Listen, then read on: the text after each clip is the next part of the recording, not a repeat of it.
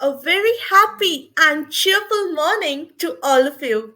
Myself Doyle Bhattacharya, pleased to welcome all of you to NHRD Bangalore Chapter 11th edition of HR Showcase. We had an insightful keynote speech by Mr. Krishnamurti Shankar, Group Head of Human Resource at Infosys, in the opening keynote slot. What a wonderful beginning of HR Showcase, isn't it? Yes, indeed. Moreover, virtual booths are now open. You will be amazed to see the innovative HR products showcased by various companies. So please have a look and explore as much as you can. Moving on to the intriguing theme of our panel discussion based on moonlighting and its possible impact. To understand moonlighting, first of all, it is very important that especially IT industry has taken over the major industry players by storm. Some coming out strongly opposing the practice, calling it unethical, cheating, and a violation of integrity, while some are in favor, calling it the need of an hour. As pointed out by Rajiv Chandrasekhar, the union minister, employers expect employees to be entrepreneurial while serving them. The same people can apply it personally to themselves, while one of the top business magnates has plain and simply called it cheating. Should we accept it today? Rather than being late and use it to your own advantage and stand out as an employer of choice, does this trend have the potential to shape the future of work or let the work decide the future of moonlighting? So, here today in this panel discussion, which would be a very interesting discussion on deciding the future of moonlighting. Please don't miss this golden opportunity to ask your valuable questions to our esteemed panelists. Before we hear from our esteemed panel, let's welcome Mr. Raj Narayan, renowned mentor, coach, and advisor, and ex CHRO Titan, an international HR professional with over 35 years as head of human resources and member of the management team in different organizations. So, I request you to please take over the panel discussion. Over to you, please. Thanks, Joel. Can you hear me now? Yes, sir. All right. Thank you. Hello, everyone. It's wonderful to be here on this bright, sunny morning in Bangalore. We're going to discuss something which has been oft talked about in the last few months, and it'll be great to understand my esteemed panel's views about the subject of moonlighting. Uh, why moonlighting is happening? What are the implications? Uh, we'll talk about that over the next half an hour to 45 minutes. And some folks say that employees feel that they are not getting the best of everything and would like to explore, especially from a compensation point of view, and understand what they can get besides what they earn in their regular jobs. Some others say it's to do with increasing capability, exploring new things, learning, etc. And of course, there are the folks who say that there's too much being made out of it. I'd like to ask my panelists, and any one of them can pick up this question. Which of these four do you think it is? Or do you think there's something else which has not yet been really been talked about? Uh, I leave it to any of you to pick up this particular question. After this, I have a few specific questions for you, but I leave the floor open to all three of my panelists. Shankar, would you like to take that first? Okay. Uh, well, I think, see, you're right. This is like, clearly camps, but people are talking of extremes. What I would like to look at it is maybe if you of your options, I would say probably I would put it that we're making too much out of it. Yeah. Because let me try and take my 2 minutes just to summarize in my own perspective. Yeah. See, there is a continuum of things that we could call as moonlighting. Sometimes it's disparaging, but let's say there's a large list of things. At one end, we have people who can say, "Listen, we are doing some. In free time, I'm doing something. Some kind of a CSR work, or for NHRD. Like for example, maybe this is moonlighting. We are doing something which is which is for a profession, and I don't do it for money, but I'm doing it because I want to give back to the community, give back to whatever it is. So that's one thing. So beyond my work, I'm doing something, and therefore there are lots of people who do that. Yeah, I think that helps people build connect relationship, build their professional knowledge, etc. So that's a great thing which I think everyone agrees we should do.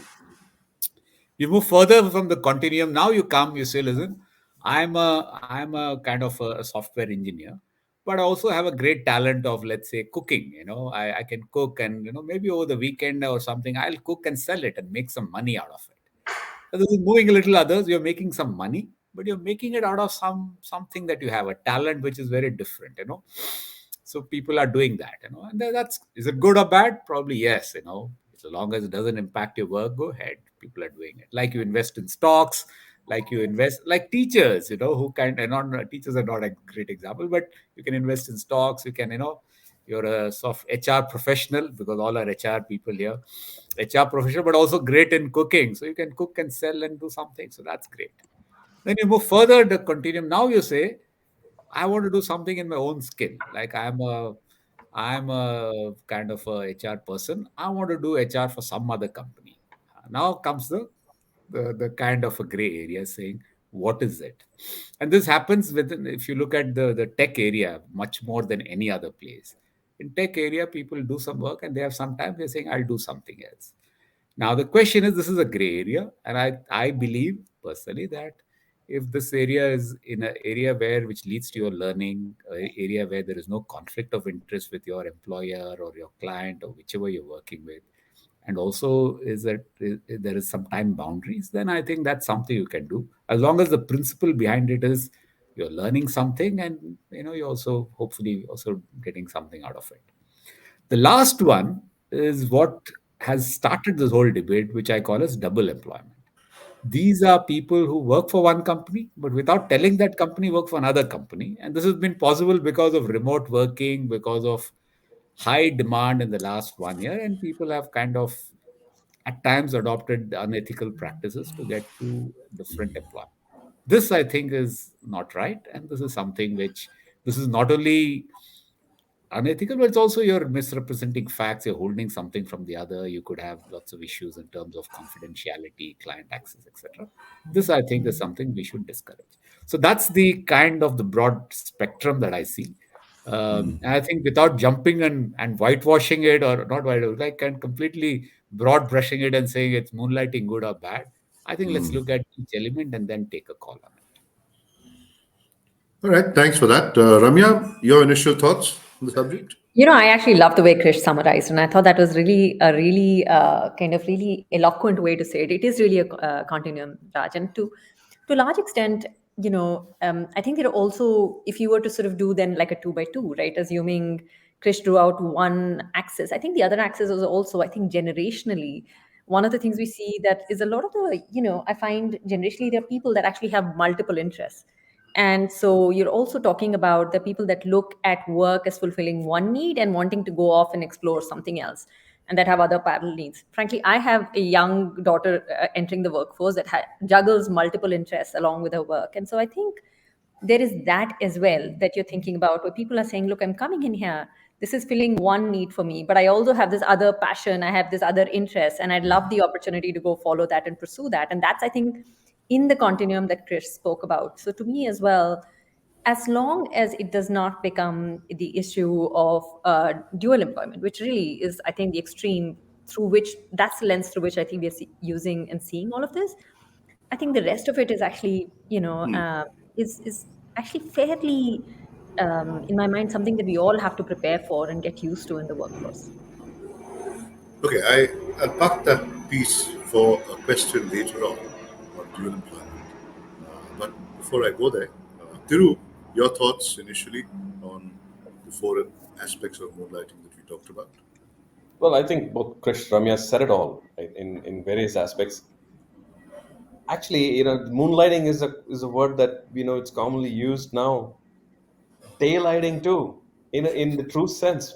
That's when it becomes a bit of an issue when there's conflicts of interest, right? I mean, people, when you work in a similar domain in a second job in secret, without understanding the consequences, and when there is a conflict, is really where the issue is. So this is a complicated issue, and some who opt for a side hustle, actually want financial stability.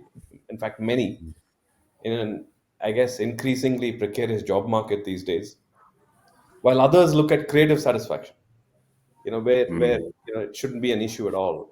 But eventually, it comes down to the contract terms and conditions that you agree with your primary employer, and when there's a breach is when it becomes legally problematic. So I think we'll talk more definitely, but that's when I think the clarity of what's okay, what's not okay, equally should be understood. And then people have choices. No one's bound to one area of work. And Ramya raised upon on generational changes that happen. Life's a box of chocolates. It truly is. People have choices to make. Right. Okay, apologies, folks. I've got a bit of a cold and cough, so might sound a bit nasal. Sorry about that. Shankar, I think one of the things which happened when this thing broke out in the beginning, I think most organizations took a fairly hard stance on, moonlighting. I think the what I read then was also about what you spoke about double employment with conflict of interest, and I think the intent was more on that side, right?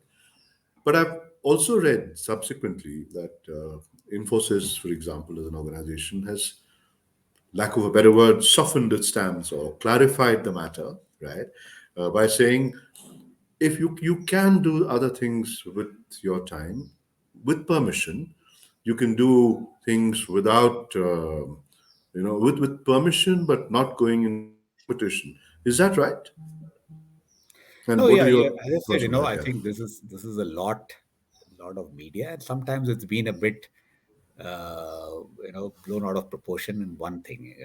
So I think the actions that companies started taking initially were against double employment. Yeah, people kind of doing, and therefore, I think you found this much more in the tech space, because the last 1 year there's been huge hiring, and people have use some other practices. I mean, wrong, various things, so therefore, that's one area that I think companies have come down hard.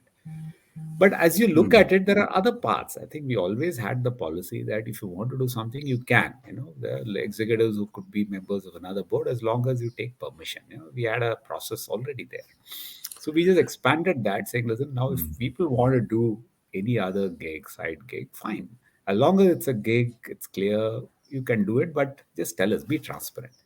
I think the key thing is transparency, because if if people know, and they're much more comfortable. If they don't know and they think there could be something, then I think both are because in our industry we work for our clients, and clients confidential to them, it's very important. You can't be working on a competitor somewhere, so that's very, very strong no from our organization.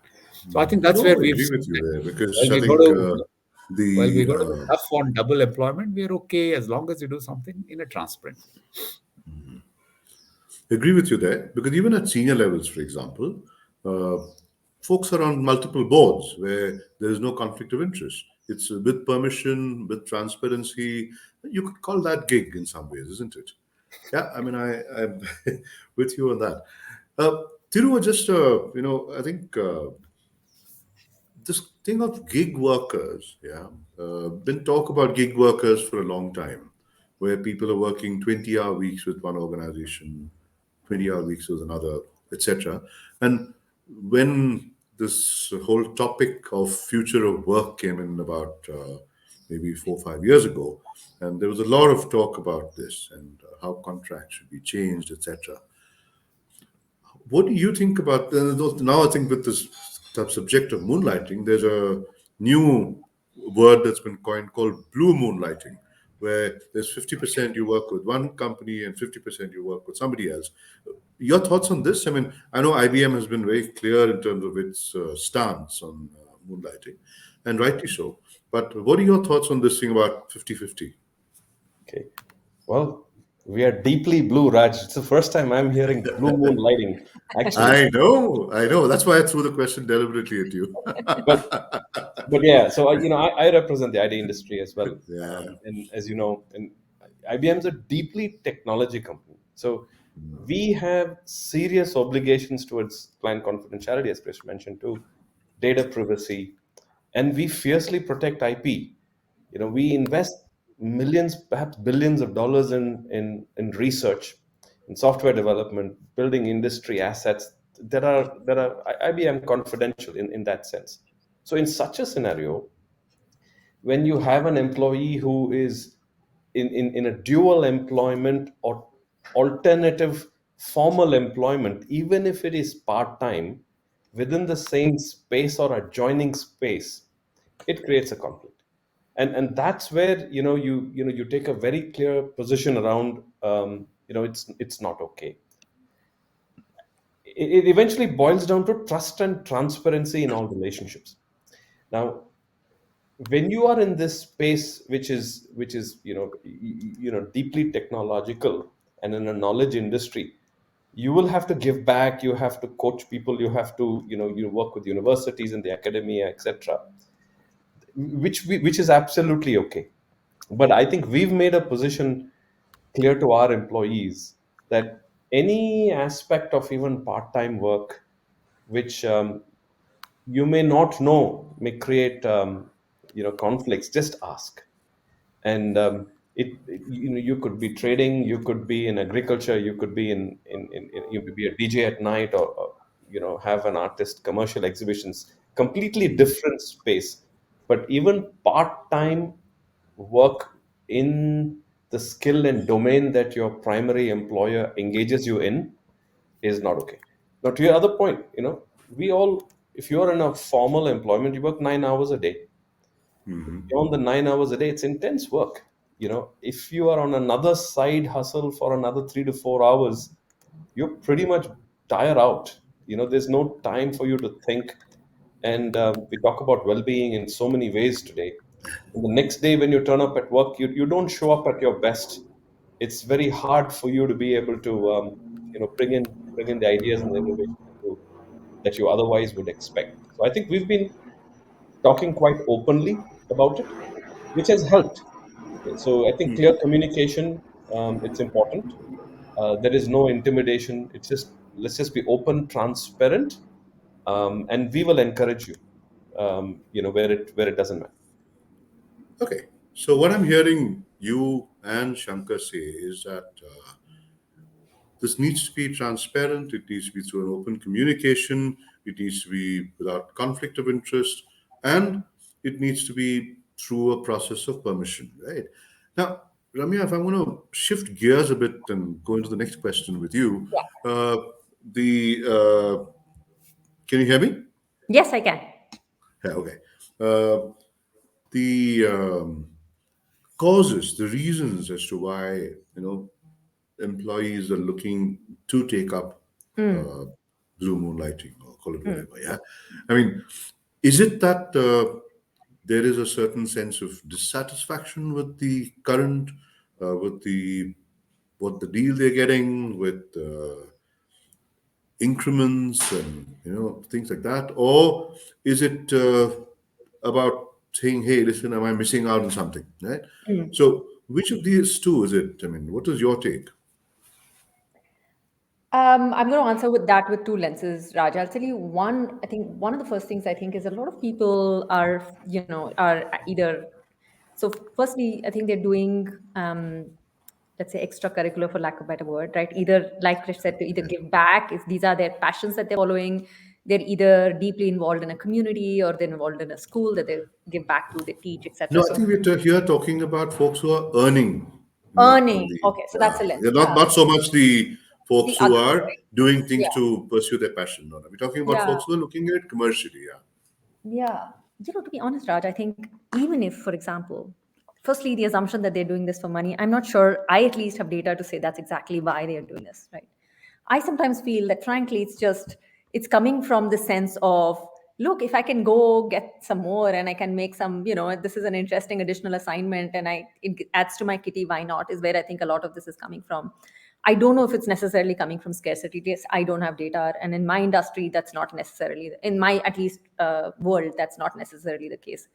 What I have seen it to be is actually that a lot of people are taking up another assignment because it fulfills them, or it's something that they have been passionate about, or they're following, and they want to actually just add to either their skills or even frankly to their kitty.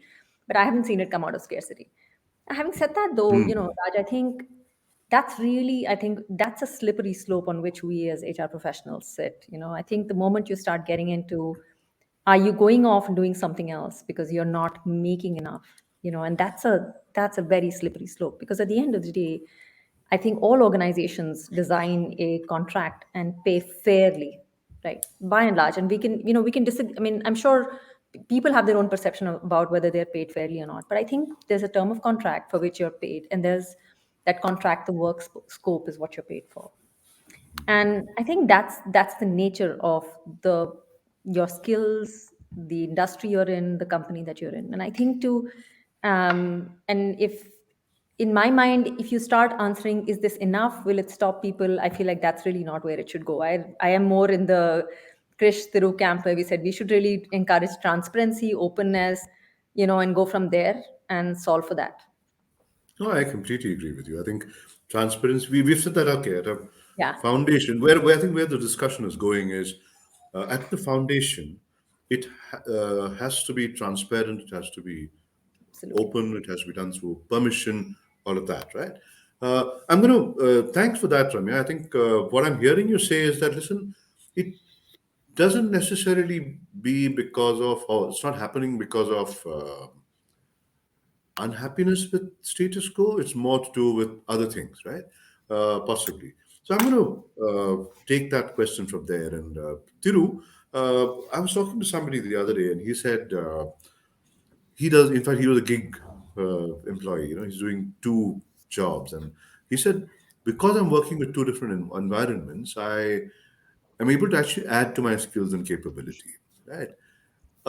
If I were to look at it from that lens of skills and capability and enhancing capability over a period of time, where it can be a win-win for the organization as well as for the individuals, would you say that moonlighting in a transparent, agreed upon manner would actually be something which is desirable?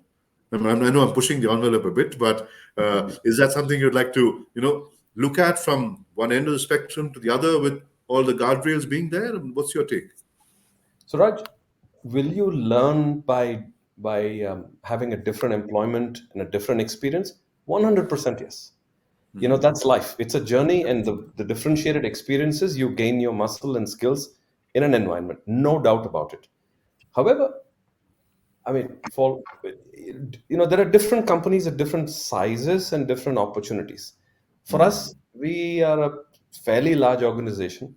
The amount of learning that you have internally that is relevant for your work, that is necessary for your client that you service, all that needs to be put in the context. And in that sense, there's so much to learn. It's never enough, even within the organization that you're primarily employed in, and you further deepen your proficiency. On the contrary, though, let's say someone who's really starting up, you really need to gain experiences and perspectives that are outside of your small organization, because that's, you're really small. You don't have the resources and the environment for you to pick up the additional muscles that you need to build your business. Hmm. Absolutely. You got to find within the guardrails. Why not? So then you only supplement your skills. It's gainful for the businesses that you want to build, and and gain. So I think it's all contextual. And sometimes this whole moonlighting concept is discussed as, it's a binary thing, good, bad, and they don't understand the context and the relevance behind the situation. I think that's what I would say. Will you learn? Yes. In the context of the organization where you are in your journey. In broad organizations, I don't think people go. I mean, people moonlight to learn or gain skills. There's so much that goes on in our existing companies, at least in our industry, where you can that appetite to learn is overachieved actually. But I think I'm going to say that the jury's out on that one, okay? Because I mean, it's exposure to different environments in a structured manner, right?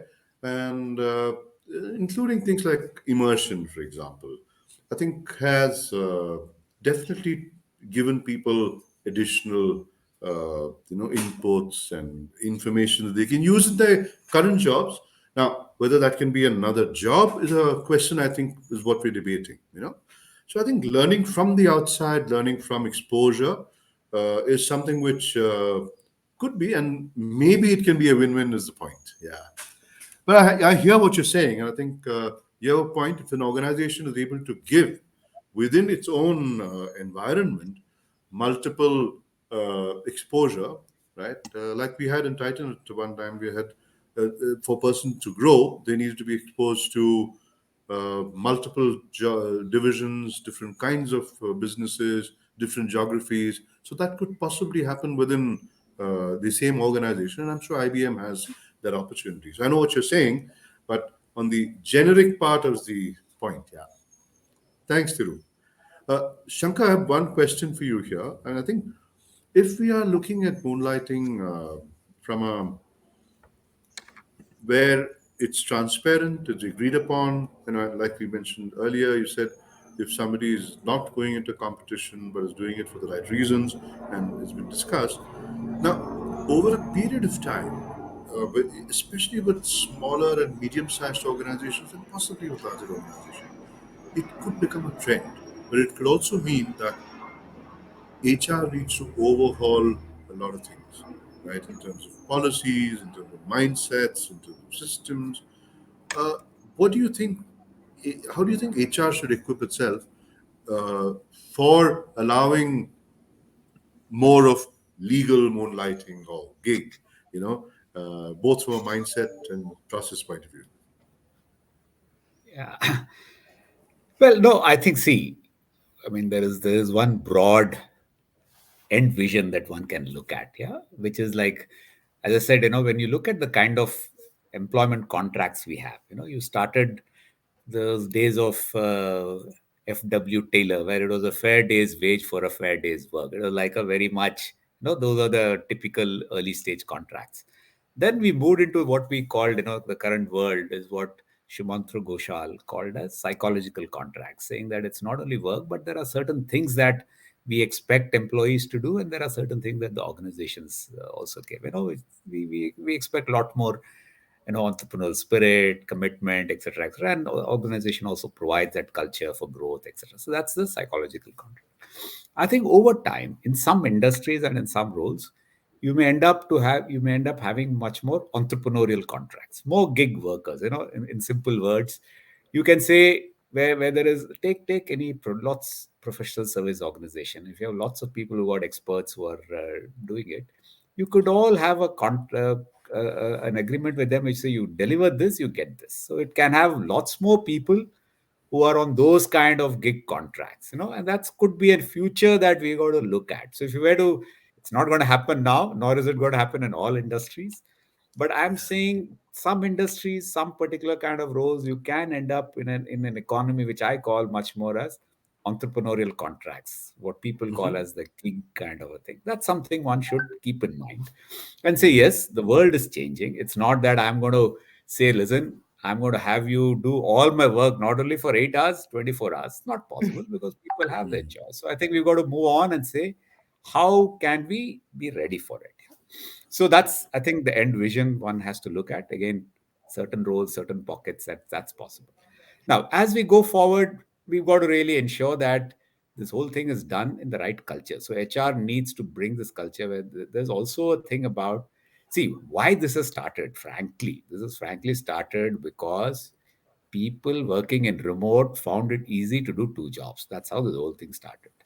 Yep. So I think the intent behind it is something very clear. Now, when people are getting back hybrid, this, that, controls, this will all come down. I think there will be some people who may do, I mean, fine. I'm working, I can work on a Fiverr, I can work on an Upwork and do some work. That's okay. I think I would believe that as long as you're doing something, even for making, and again, one big test people say, are you making money or not? I personally think it's okay for people to make money as long as, I think that's one of the mindsets we have to change, because that was one, the traditional test is if you're making money then it's not right. But I think we can move a little bit saying if you're making money out of it, it's okay, as long as there are certain things you need to do. So to your question on what HR needs, I think there is a bit of culture transparency that we got to do. We also have to coach our leaders and managers about it, because I think we also have to be ready for the change in what employees want. Ramya said the generational talent now is looking at other things. Many of them are influencers on social media. Many of them are doing something. I think Absolutely. it's Yeah. okay. I think maybe you can try and leverage the power. And I think the future is how we can make it a little bit more, much more broader for employees to do a lot more. So you can have some synergies, etc. I think we have to do it in the right intent, but put in guardrails of checks on, confidentiality, copyright, client, and all of that. I think you've got to do that in mind. So again, to summarize, longer term, think about how you can go to an entrepreneurial contract world. Some roles could be there. Start creating an ecosystem around it, but build your culture that both talking to your employees and managers about this change and how we have to do it in a more transparent and a more manner which doesn't hurt anybody. In the sense that in the end, organizations also want the benefit of their employees. I mean, I don't think they also want them to grow and learn, but they just don't want that to be done at the expense of the work of the organization or their clients. So you just have to keep that in Absolutely. mind and do that. That's what I would say. That's what I'm hearing all three of you say that, listen, it can be transparent, it has to be agreed, if at all. And if somebody is doing it for the right reasons and doing it the right way, it's fine. Yeah. Now, if I'm going to take it from there, Ramya, I'm going to ask you a bit of a pointed question here. Sure. When you look at employer branding, right, and recruitment from the future perspective, right, would you say that organizations which have more, allow folks to work part time, work gig, moonlight legally with the guardrails, will stand to have a edge over folks who say, hey, no moonlighting, we're doing full time with us only, right? Yeah. So, is there a shift which is going to happen? Is there going to be is that going to be a thing from an employer brand and recruitment perspective? What are your thoughts here? I think, I'm going to go back to my first answer, Raj, which was really about from like, I think generationally what we're going to see. I think we are going to see people go to employers where they are offered flexibility, they're offered choices to build careers and to learn. So that's I think, the broad brush with which I will say. And I see that recurringly, right? And I think in that lens, I definitely think it's going to be an advantage for employers if you are within defined constructs, right, able to offer your employees the flexibility to pursue their other passions and interests, Right. undoubtedly. And I actually think that for us as employers, for all of us, I think it's going to be a very, very challenging time, because it's also an interesting way to see how do you define work, how are you defining constructs, right? Are you able to put together what the employee is accountable? And conversely, I think also, I think our employees are more and more, or I think the future talent is more and more going to come back and say, look, I want to go to workplaces where I have flexibility. And that flexibility could mean many, many things. And one of them could definitely mean where I have the flexibility to pursue something else that's of interest to me, right? And another work that's of interest to me. I'm going to keep that narrow, and that's the frame with which you're looking at it, Raj. Yes, I absolutely think that's a fact. Right. Uh, Quick one to each of you. Closing thoughts before we open it out for questions from the audience. Can I ask Thiru to go first?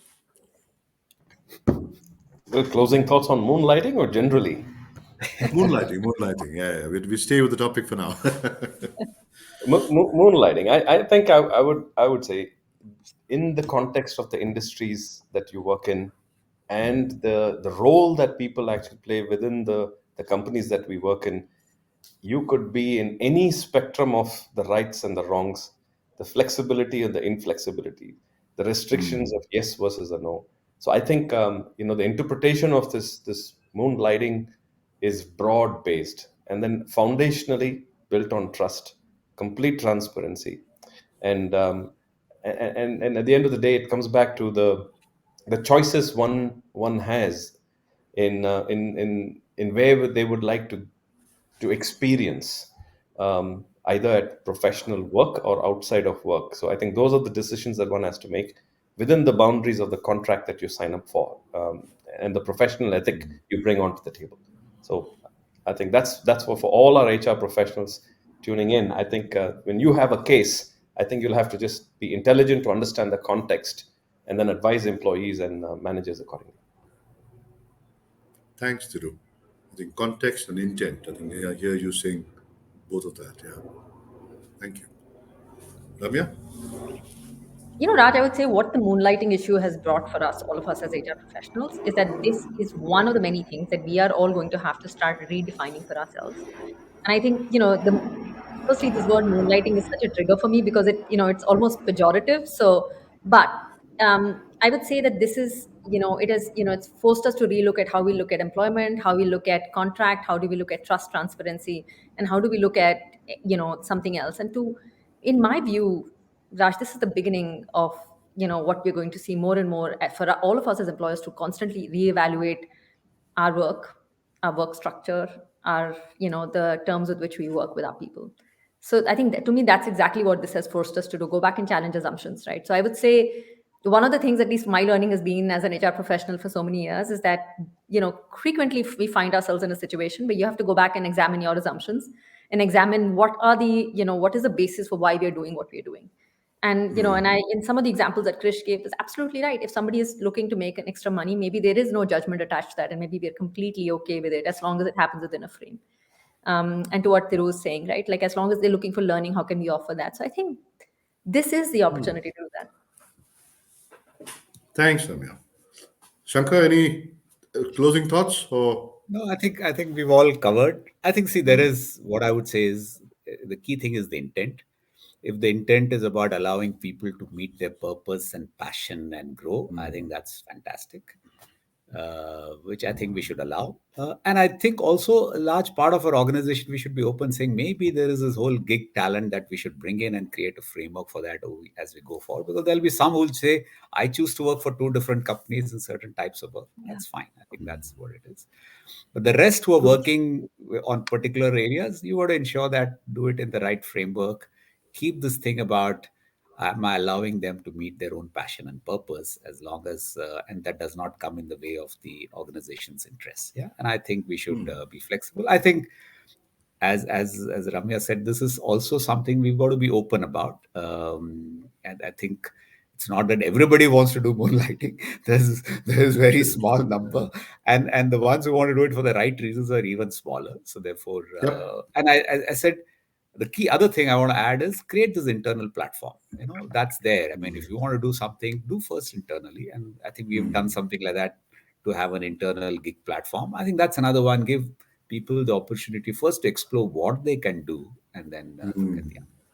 So yeah, I think Sure. this is a change in terms of how we look at employment, change in also how we kind of ensure that we are moving more towards this whole gig kind of an economy. Right. I had a quick look at the audience questions that are there, and I think we've covered most of the questions that have been asked, is what I think. And we're also coming close to the 45-minute time limit.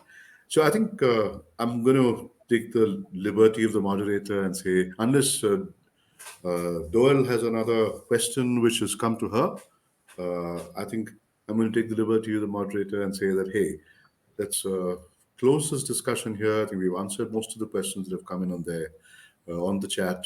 And what I'm hearing in conclusion is moonlighting is perhaps to use the word moonlighting. It can be gig working, it can be whatever, working, doing things, multiple things at the same time, right? At same day or same month or same year, from either an employment or a passion point of view, is here to stay. It's there for the future.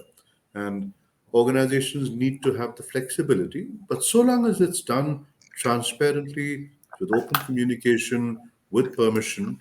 And I've also heard you say, hey, if somebody's going to earn more, what's wrong with that, right?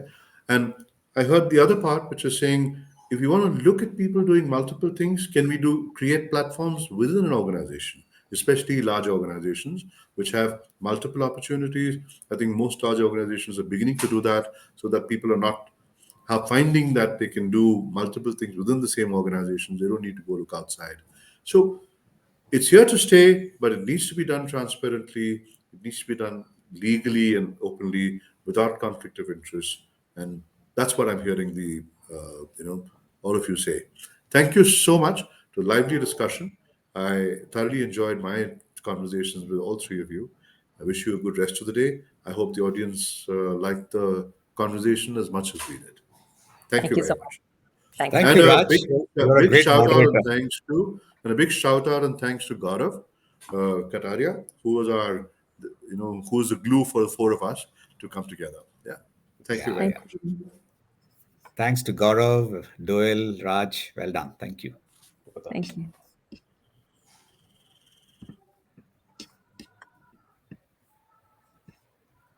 Thank you so much, Raj, and our esteemed panelist for this insightful and thought-provoking panel discussion what we had today. So we had few questions from our audience as well. So as Raj rightly mentioned, that almost all the questions are being answered. Thank you so much once again for joining in.